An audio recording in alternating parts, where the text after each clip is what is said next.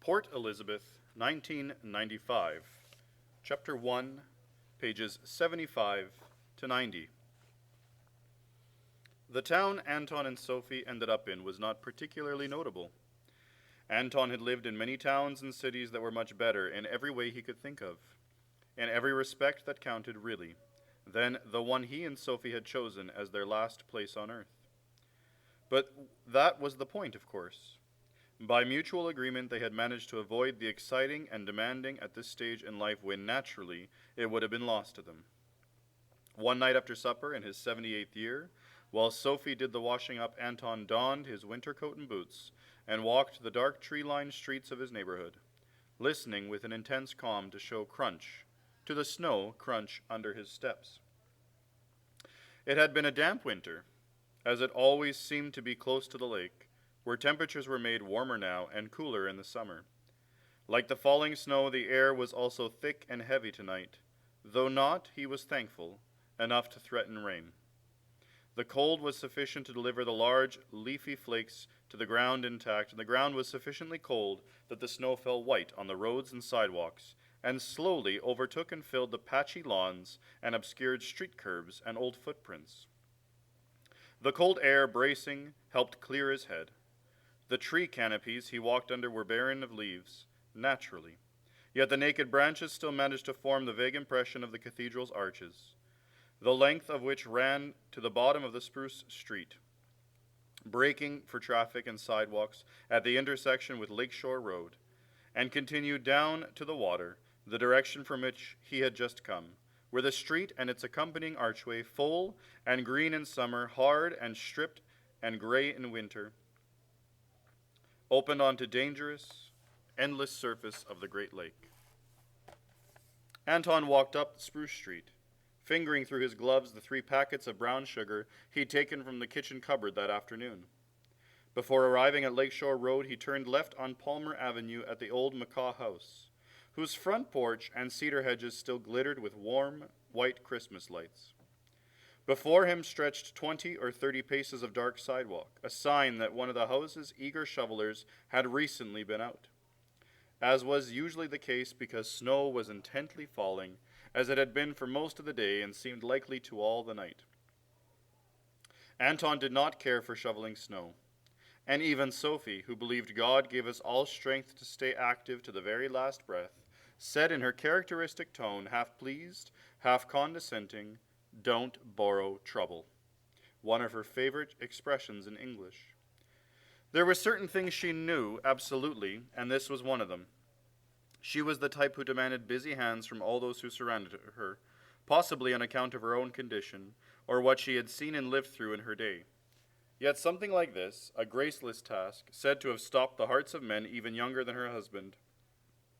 She knew this was one of those things best left to younger and stronger townfolk, of whom there were still quite a few, and better yet to the children, of whom there seemed to be even more.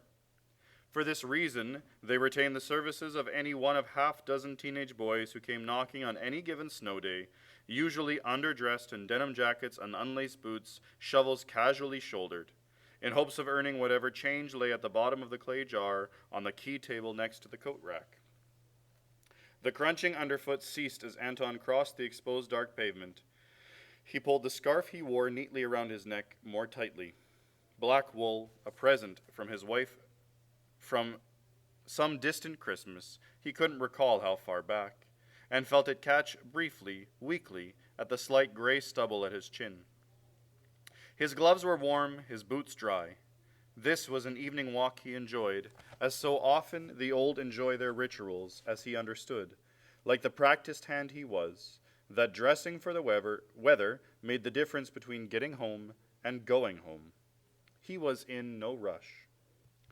When it came time, perhaps 15 minutes from now, to turn and walk back down Spruce and head up their walkway not 5 blocks away, he would go round to the side of the house for the armload of firewood that would keep a soft glow alive on whatever presentation he was preparing at the time. Prop open the side door, back first, with the help of a probing right elbow, and there he would find things as they had always been. Sophie would fill whatever room she was sitting in, and most likely a few others besides, with her determined presence, perhaps mumbling under her breath, and with the lingering scent of whatever labors had busied her that day, and with the deep odor of beet soup and apple crumble, which he was now digesting as he stepped off the last section of shoveled sidewalk and continued eastwards to Jackson's Hill. In no hurry, he was in control of this fine night. Well-bundled figures shuffled past, some of whom he recognized, partly hidden, though they were in hats and scarves and winter coats. They were his neighbors, his fellow citizens. In summertime, one or two might have stopped to ask after Sophie's health, or if, by the way, he'd seen that old tabby named Samantha. You know, the one with the cropped tail. But on dark evenings like this one, while enjoyable, no one stood still for street corner chit-chat, or even for simple questions that required merely to nod, or a shake of the head. For most people, evenings like this were about getting home and staying home. Anton customarily nodded his greeting as he passed, man or woman, boy or girl, and offered a smile whether he knew the person or not. Though it was likely he did not know most of them, at least to look at, and likely, too, that these people on their way home knew something in return about this pleasant old man. They might have known that he had been around here for a good long while, not all of his life, but long enough anyway, to have seen some changes, and that he was known as Dr. Bowl, or simply Doc. And most thought he probably would be a good man to go to if they cut a hand or had a persistent sore throat or trouble with the lower back, except that he was long retired and quite clearly a man well upon his golden years. Most of the kids at Jackson's Hill, where he was headed that night, knew him only as Doc. If asked, they would have said this was because he was a medical doctor, which they all naturally assumed. At any rate, it was a name that had stuck, perhaps first spoken by someone who years ago had grown up and graduated from high school, or even moved away, talking the truth with him. And it was used as they had always used their own nicknames amongst themselves, Spider, the Pine, Speck, without any deeper meaning or thought that they were aware of, as Jackson's Hill was used.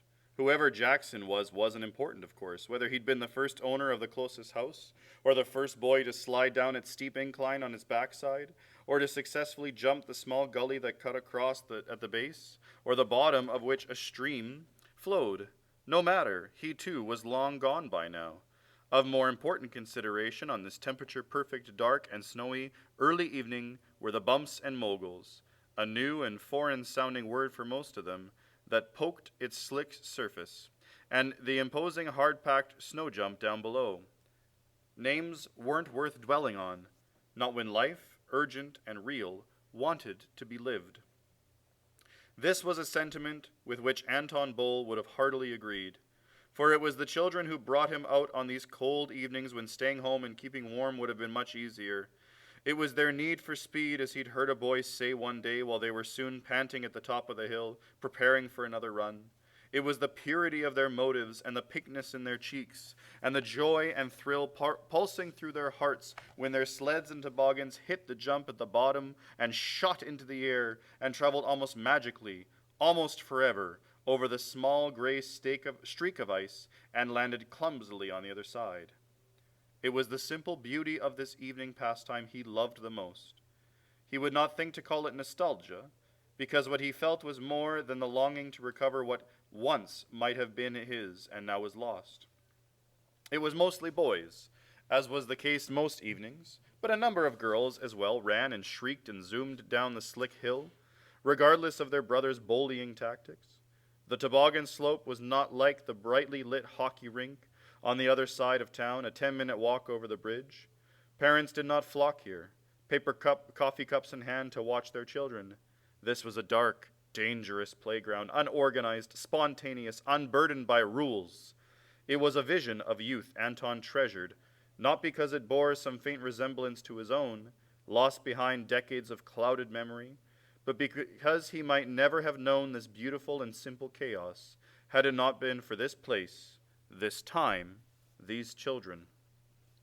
The clearest memories of his childhood were of listening to the stories his father told of the sodden landscape that had stuck to his trousers and seeped into his boots during the dreary days of the Great War. Even 70 years on, there would appear before Anton the image of his mother, staring from the window at his parents' bedroom in the direction of the train station, where he had welcomed home her young husband, still believing that their life might pick up where it had left off, or hoping that the man she remembered might one day jump down from the newly arrived train and remove the shadow that cast itself upon their life. But the young husband aged quickly beyond his years, and it became clear that the oppressive weight of the final months in Verdun and the ceaseless thunder of the big Krupp cannons helped load, and fire had hardened his heart against his fearful wife and young son, conceived so desperately in 1917 on the first night of a 9-day pass from the war, and all other men not witness to the life he had seen. Anton was known to these children, and they seemed not to mind him watching their rough and energetic games as he did most snowy nights soon after supper time. Perhaps since they concluded he was here to make sure no one got hurt, he was secretly flattered that he was not clumped in with the amorphous blob that was their idea of all adults, though he never said or thought as much in such specific terms. He was simply flattered and grateful. Standing here at the top of the hill, a bit to the side so as to not get in anyone's way or draw too much attention to himself, he thought of what he might have turned out to be. One of those old, bitter, and silent men who sat their days away in darkened apartments or taverns, grumbling at the bad turns the world has taken, a life so desperately close to the one his father had lived. He was not like them, like him, thank God. And again, wordlessly, he thanked the children for their small contribution to his life, unconscious as it was, this gift of charity to his 77 years. A street lamp back near the sidewalk cast just enough light over the hill for the tobogganers to see by, but the far end of the incline was dark, and the snow hump in front of the stream looked sharp and dangerous, barely jumpable. Falling snow seemed to hold extra light in the air, and at the north end the light of the street lamp glittered against the gently falling flakes like flickering sparks, as if it were Christmas again, you might have thought, repeating its promises for a second time in under a month. He took his position and watched the children clumping their way back up the hill, some eyes glimpsing the old figure backlit against the tallest cedar, one or two of those sets of eyes winking even, acknowledging. One of his favorite girls, Marley. He thought he heard her called, waved shyly, and looked back down at her green boots as she climbed.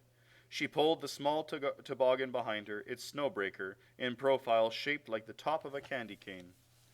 The warmth of his home came to mind then, as well as Sophie, his wife. He saw an image of her sitting as she might be now, warming the house with her presence as she waited for him the way she did, without really waiting. For Anton, waiting meant stopping what you were doing, or what you figured you ought to be doing. Waiting was an act in itself, exclusive of letter writing or cooking or many other dozen tasks you busied yourself with. But at an early age, she had learned a valuable lesson. Waiting was a luxury afforded to those who knew the person they were expecting would show up, both during the war and afterwards. His return to her had never been assured. You put your life on hold like that, and what do you have left, she said, but an empty house and a broken heart? Of course, she had never understood his position. She had never understood the importance of his work or the sacrifices he had had to make in order to carry that work to its final conclusion. He did not blame her for this. She could never enter into the luminous realm that history had forced him to occupy. He had never criticized her limited grasp of the necessary evils. No, how could he? He had been away, and like a young wife should, she had missed him. She had pined, she had grieved for him and for her lost family, and finally for herself. Then she got busy. She protected herself. She built a firewall between herself and his absence and everything that had been taken away from her, and that firewall, or a version of it, stood to this day. She had taken up the pursuit of her own life as a defense against the achievement of his own. Now, how could he blame her? But nor did he blame himself. The girl joined the roughly formed line that would lead to her single groove of snow racing towards the ramp, and with any luck, a moment in time she would feel the hard ground fall out from under her, and for a half second it took to gain the other side. Some boys pushed and shoved, testing the limits of good nature, while others were simply intent on the task at hand, which was to cross the gully down below as bravely as possible, and they hoped elicit a cheer from the waiting gallery above. Of course, you didn't have to wait. Toboggans pushed off from the top of the hill at all points, some from the darkness of the south end, where the snow was fresher and there were no grooves. These were the older boys, usually 13 or 14, who wished to distinguish themselves from the others by increasing the element of danger. Some of these crossed the hill at a diagonal. Steering was difficult, and it was a long shot, but occasionally one of them came hollering out of the darkness, sometimes just a boy hanging on to the flaps of a garbage bag or a cardboard box, which was even harder to steal, and so almost always went off the track, in hopes of hitting the jump. The girl had taken off her wet mittens, which she held under her arm as she rubbed her hands together. She was talking with another girl, the same age it looked, though Anton couldn't hear what they were saying. Maybe something about her cold hands. He wondered about offering his own gloves, clumsy and oversized for such small hands, but surely warmer than what she would be forced to put back on as soon as the lime-up thinned and she slid down the hill again. This was nothing serious, cold hands, but the reason he didn't offer was instead that he did not know this girl, and despite the kindness of her smile, he did not choose to force himself into their games. The enjoyment of children should not be dampened by prying adults. He buried his hands deeper into his pockets and followed the arc of the sleds and toboggans down the hill from that safe, motionless distance. The simple pleasure over which he had presided was as much as he expected or needed, perhaps even as much as his aging heart could bear. In much the same way that these children might finally leave this small town behind and one day discover their limitations, Anton and Sophie had sought out this place for the implied guarantee that only so much life might be lived here on any given day. But a new generation of children had arrived. On school days he saw them on their way to and from Brantwood, grades kindergarten to 4. The high school was just beyond it, closer to the train tracks that cut across the top of the town, where the older ones drank and smoked cigarettes in summertime. There was another high school on the other side of the burnt river which was now frozen, and also, like Jackson's Hill, a favorite venue for winter entertainment. Anton rarely crossed this river over either of its two bridges, one built in 1928, a year before the crash, the second in 1967 as one of the hundreds of centennial projects unveiled that year throughout Canada, when he himself was still teaching in New York City. By the time they came to Port Elizabeth, he and Sophie had reached an agreement of sorts concerning the nature of comfort, an idea that had been refined over the course of decades, often at a great personal expense and heartache. Comfort, for Anton, at least at first, had always come second to achievement. He never said as much, but his wife's need, and what he took to be the meaning of this word for her, suggested if not a betrayal of life's powerful challenges, then at least a measure of capitulation. He could not hold this against her. There had been a point in his life when he too had dreamt of raising a family, but their situation had changed, and when it became clear that the path chosen for them did not allow children, he was forced to acknowledge that this life's work would be done at the laboratory and university, not at home. From the beginning, Anton's life in this unremarkable town had threatened to become a mere sum of past accomplishments. That was it. Leaving the university in New York, where he had been since the end of the war, where only the year before that first year on the lake he had been an active and revered faculty member, he'd still had a hand in shaping the young, brilliant minds that reminded him of his own youthful genius. There was work yet ahead, imminent breakthroughs, discussions and conferences, papers to be delivered. Yet it was the feeding of minds he had always taken the most solace from, and the ready and ongoing engagements that academic life presented, which for so long now had held at bay the nagging question of his legacy. Sophie, on the other hand, believed she'd finally got her husband back, and for a time she was right. She saw how quickly he learned to enjoy himself within these new limitations. The job he'd taken at the generating station, mostly in exchange for the daily exposure to bright young minds, absented him from the house 8 hours a day, 5 days a week. Of course, the work, which had him overseeing the upgrade of the 4 oldest reactors of the Pickering nuclear station, was challenging enough. The balancing of equations and flowcharts was technically precise and demanding, but his position required little innovation and no creative thinking, at least for a man of his background.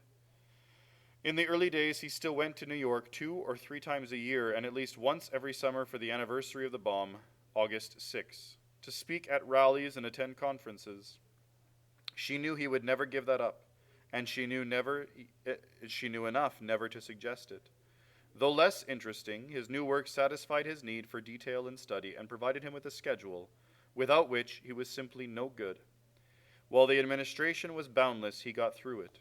And now, at least, they were out of the city and away from that country where she had never felt at home, living in the kind of town she'd always seen in her head, and that, despite the hard times and the diminishing years that remained to them, offered no small hope. The house at the bottom of Spruce, then, had been Anton's concession to his wife. It was his sacrifice, one he made lovingly and without a shame and sinking heart he half expected. And even within a week, still months before the first winter freeze of 1980, he admitted that she'd been right all along and that this change was long overdue. This also was a reflection of his generation: stubbornness. He was 62 years old when he finally learned this lesson, and thank goodness, he thought, that Sophie's patience had outlasted his arrogance. The Bowles had bought into a house and mortgage they could manage, based on his university pension and projected earnings from Pickering, in addition to what they'd saved over 30-odd years. The Sellers, who decided Florida was the place to be, especially since they had a daughter down there, had left the house itself well managed and maintained. But the inside was still filled with signs of children, pink paint on a bedroom wall, big bird wallpaper, phone jacks everywhere, cork board in the basement where one of the youngsters had practiced his drums. The early renovations involved having all that cork taken down and burnt out back, stripping and painting the walls and ceilings throughout, replacing carpets that demonstrated that this family had gone through a number of pets.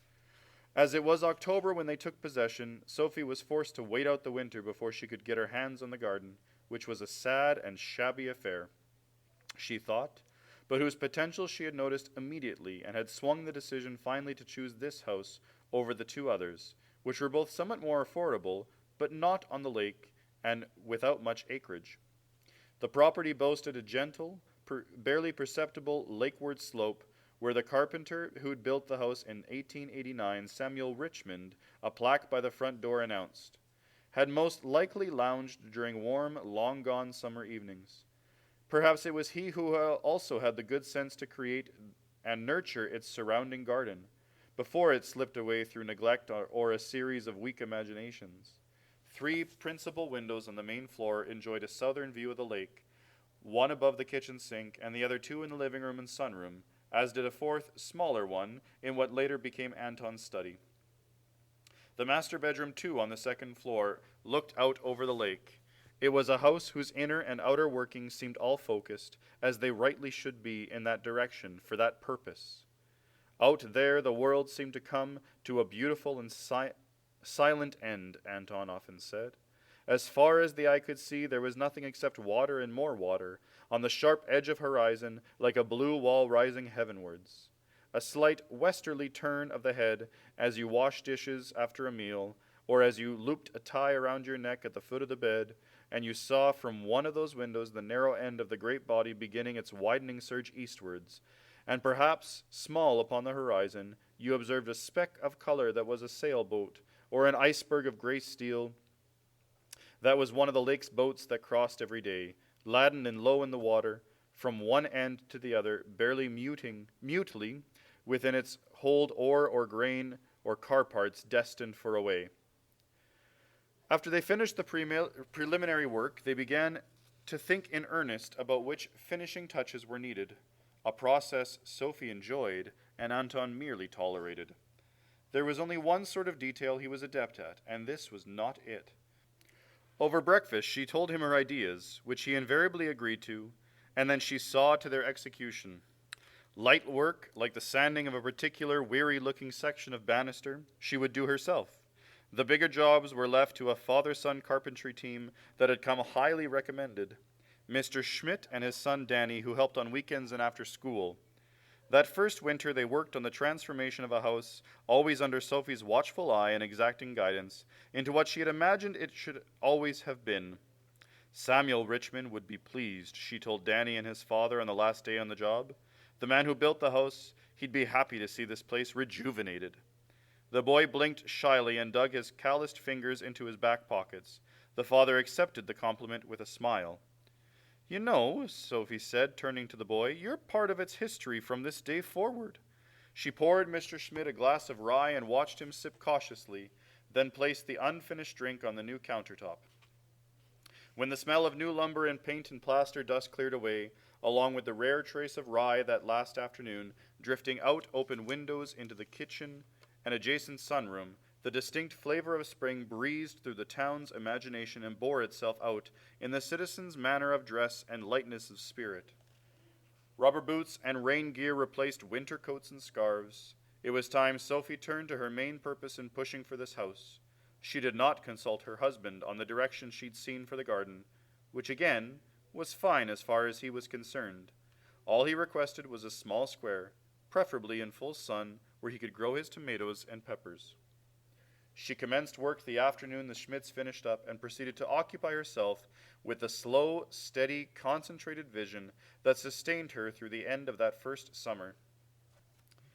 Back from the generating station, 20 minutes from town, Anton would remove himself from the Plymouth and look for his wife in the maze of new and old trees that populated the back lot, amongst them piles of soil and pulled weeds and rocks and bags of fertilizer, and there he would find her crouched over a clay pot or shovel or wheelbarrow, or consulting with one of the landscape architects she'd retained through the nursery up near Highway 401, where she bought most of her supplies, or talking to one of the two boys she paid $5 an hour for their strong backs and tireless need to save for the coming fall's tuition.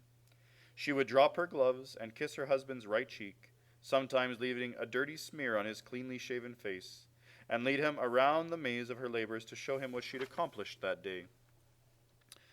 His acquiescence was due more to fatigue than to interest, and it was with a degree of pity and certainly bemusement and the slightest shade of impatience that he surveyed his wife's progress. He could not understand how she failed to see this, as he did so clearly as the stopgap of a bored housewife against loneliness. He searched for charity, attempting to withhold judgment, but when so much needed doing in the world, what was it that pulled her attention to these stupid plants? In time, a single room of the house emerged as a shrine to the life Anton had left behind years before in Germany. Sophie had kept control of such things at the beginning, but slowly he had refashioned in the basement the long-lost country of his youth. The slow perfection of that room occurred over a period of years. He produced photographs to serve as templates for small adjustments, and Mr. Schmidt followed their lead to the best of his ability, which was significant, truth be told, as he still delivered some of the old-world skill his name had promised. Much of the wainscoting and shelving was crafted in the soft, curving pine that in Anton's mind was the truest image of Hamet, and was stained a rich brown to honor childhood memories of hiking vacations along the winding trails of the Black Forest. The furniture he found in Kleinburg, north of Toronto, at a small European shop run by Polish brothers.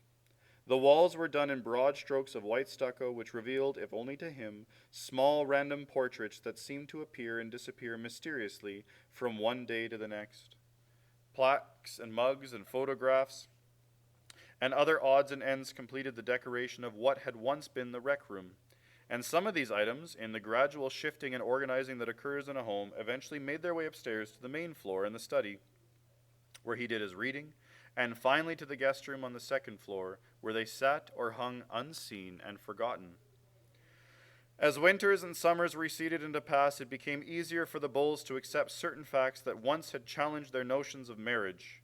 Each found it possible to make amends for failures, of which there were many, they saw now especially on Anton's side. Nevertheless, they had reached an implicit understanding that neither believed the other could be blamed for any general failures in their shared life. After everything, they were still together. In the world they had moved through, making such offerings as this somehow seemed enough. This was one thing they agreed upon deep in their bones, that happiness, pleasure, fulfillment were goals suitable only for the naive and foolish or extremely lucky.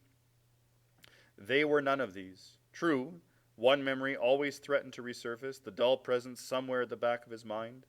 The single impalpable gray area that shifted between them was always there when either cared to think about it, long after the initial cause of mourning had passed and after the failure of family and time. But it was manageable in these later years and so distant that the simple business of living had become the priority, and racking up of decades, and the memory not much more than an indulgence to be endured during occasional bouts of melancholy. She had long since stopped accompanying him on his trips to New York. They were not as frequent as they had been even as recently as 5 years before, but he still forced himself once a year at least. She thought more out of duty than anything else, and because he needed contact with the younger generation of his sort of people. And of course, the anniversary itself. There was widespread interest in the Uraverin, the Uranian Club, and not just among those who had been there, but were still directly involved. He told her he could not just give up a life's work simply because he was getting old. She knew she had no right to demand a role in that life now, as she once might have, had a child come to exist between them, as he would have no right to force her out of her wordless pursuits. It was enough that for her he had brought his career to an end. His travel had more often than not intensified as summer drew on as her garden did. While he was away, she dedicated herself to its demands and pleasures, its Neapolitan geometry and bursting trails of flower and color. The ache and confusion she'd experienced as a young woman in love never touched her as it had back in the New York days, and she'd resolved never to again feel what she had felt in those early years, what she'd once thought of as love, a hope for the future, the burning heart, a focus on just one man, good as he might be. This younger self had exposed her to the solitude and torn loyalty she had never dreamt would be hers to suffer. It had been even more painful than the separation from her mother and father. Then Stefano Danella's exit from her life had been voluntary.